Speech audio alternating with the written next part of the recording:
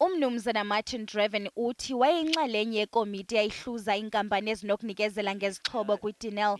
Uthi phakathi kweenkampani ezazifake iziniki-maxabiso zazo, i-VR Laser yafumana amanqaku aphezulu kunenkampani LMT, kodwa ngokwamaxabiso i-LMT yayinamaxabiso aphantsi. You refer to the scoring that shows that LMT came second in line by receiving an overall score of 64.78%, which was 0.76% less than VR Laser. But in relation to the price, I'm here now reading from your paragraph 4.25.2, LMT's financial offer was 165.6 odd million, making it the cheapest out of the three suppliers. That's correct. If we compare that with VR Laser, you deal with that in 4.23, and we see there in 4.23.1 that their price was in fact 262.4 odd million, which was almost 100 million more than the LMT offer.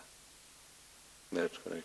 Nangona kunjalo, kwabakho isiphakamiso sokuba le tender ye-Platform Hull inikwe inkampani VR Laser. Kuvele ukuba emva komhlathi waphuma kwiphephandaba udiza ukuba umnumzana Rajesh Gupta kunye nomnumzana Duduzane Zuma bangabanini abasitheleyo be-VR Laser, nanjengoko bethenge le nkampani logama kusaqhutywa inkqubo yokunikezelwa kwale tender, umnumzana Draven waye wathumela i-email kumphathi wakhe ecela ukuba le tender ingabisanikwa i-VR Laser neyayinamaxabiso axhomileyo. Then your email says that the below input is that the emails and the press article that we see below. That's correct. That the below input and the low price LMT quoted, we dealt with that earlier, was that 160 odd million compared with VR Laser almost 100 million higher. That what you're referring to? That's correct. Yes. Then to continue brings me to a point where I get the feeling that we go with LMT.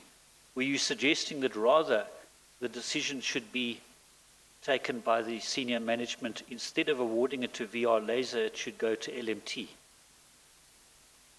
That's correct. Okay. Le komishoni isaqhuba.